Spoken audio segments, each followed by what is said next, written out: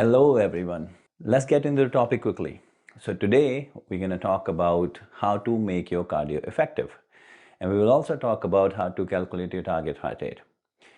A little bit about the topic because we're going to cover cardio in multiple videos. Let's talk about the previous video a little so we can continue the chat from there. And you still can go back and look at the previous video that will help you to understand what we are talking about. So we started talking about how cardio can actually make you fat. And this is what happens to most of the people. People, they try to lose weight by doing cardio. They lose 5 pounds, they gain back 10 pounds. They lose 10 pounds, they gain back 20 pounds because they are not looking at sustainable results we are talking about. Everybody wants to lose weight quickly, so they just do random things. So in the previous video, we discussed that how cardio is different for different goals. Bodybuilders do cardio in a different way, powerlifters do cardio in a different way, marathon runners, they do cardio in a different way. So when it comes down to losing fat, we really need to understand our target heart rate. Now, for that, we talked about our 3 energy systems in the past: CP system, G system, glycolysis, and the third energy system is that aerobic system. CP system is creatine phosphate system. We talked about it. That dominates for first 10 seconds to produce energy for you by using ATP as fuel. When you continue that movement for more than 10 seconds, then second energy system kicks in. That's called your glycolysis. Your carbohydrates gets used as energy up to 2 minutes. Now after, they continue, but domination changes. So first energy system dominates for 10 seconds. Now second energy system dominates for 2 minutes. Then after that, third energy system kicks in. Once you continue that movement for more than 2 minutes, that's your aerobic system. In this, your body uses your fat and oxygen as energy. Now, first 2 energy systems are called anaerobic system. You do not need oxygen to produce energy. You need carbs and ATP. After 2 minutes, your body needs fat and oxygen together. So when you push yourself hard, you end up huffing and puffing. When you're huffing and puffing, you're lacking in oxygen. When you're lacking in oxygen, your body cannot produce energy in the third energy system. So your body will actually cut down your energy expenditure to save energy because you're not producing enough energy because of lack of oxygen.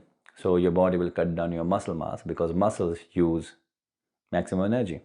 Your muscles go down, your BMR goes down, your fat goes up. So this is how cardio makes you fat if you don't do it in the right way.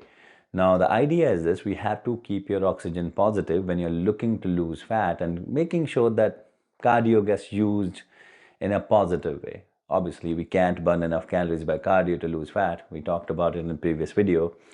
So we'll talk about what cardio is designed for. But you also don't want to have the negative effects of cardio too. So for that, you have to keep your oxygen level positive when you talk about you're working on longevity.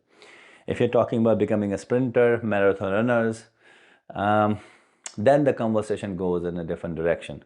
Because when you talk about sprinters, they work for speed. What happens to their knees, their back in a longer run? No, we don't really want to talk about it because everybody knows at least they retire with problems and injuries and issues because we push ourselves hard. Now, when we talk about marathon runners, their stamina goes up, their strength goes down because their body loses a lot of muscles to go longer in lesser calories because stamina is a very complicated word. Technically, stamina is that you're trying to teach your body how to go longer in lesser calories. So what uses maximum energy in your body? Muscles. There are 2 types of muscles. For strength and for stamina. Strength, those muscles, are thick muscle fibers, they're more in your body. Have you ever seen a skinny person very strong? I don't think so. So this is what happens. So those muscles are more in your body, they use more energy. So whenever you run for stamina, your body wants to go longer in lesser calories. So body will say, let me cut down my energy expenditure by losing my strength muscle fibers, thick muscle fibers. So you will become skinny, but your strength will go down and your fat will go up because your body is burning less calories. As soon as you're going to stop running, you're going to have problems. So when it comes down to health and fitness, let me ask you this question. Do we really need stamina of a marathon runner to live healthy? Do we really need power of a power lifter to live healthy? Do we really need muscles of a bodybuilder to live healthy? Answer is no. We need to work on all the aspects of fitness. We need power, strength, speed in a balanced way. Now let's go back to the topic again. So to keep your oxygen level positive, we need to know your target heart rate. How many beats your heart should have per minute when you're doing cardio? Why? Because when heart is pumping at the right pace, it's pumping enough blood, and blood carries oxygen. Now it means your body is getting enough oxygen, so all the functions are working properly, your aerobic system is working properly, your cardio is effective towards something what it is designed for. Now we'll talk about what it's designed for, and you're not risking anything else because you are working within your target heart rate zone. So that's why it's very important. Now one more thing, if we calculate your target heart rate, let's say on day 1, now you do everything right, after 1 month your body will be different, better, hopefully, if you do everything right, and if you eat properly, if you work out properly, then your target heart rate has to change accordingly. So target heart rate pretty much keeps your oxygen level positive. You're not overdoing it, you're not underdoing it. That's just right. So let's talk about target heart rate. There are 2 ways of calculating target heart rate. And I'm not saying this for you. You have to look at your level, your muscle imbalances, your body, how it's moving, your cardiovascular condition, your daily routine, are you a smoker, are you a regular consistent coffee drinker, what's your resting heart rate. There's so many factors in there. But these are 2 simple formulas. One formula, you take 220 minus age. Why 220?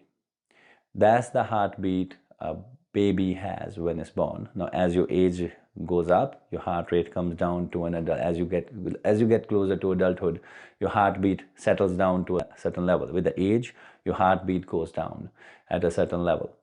So you take 220 minus your age, then 70% of that or 80% of that can be your target heart rate zone, or 60% to 70% of that can be your target heart rate zone, or 50 to 60% of that can be your target heart rate zone.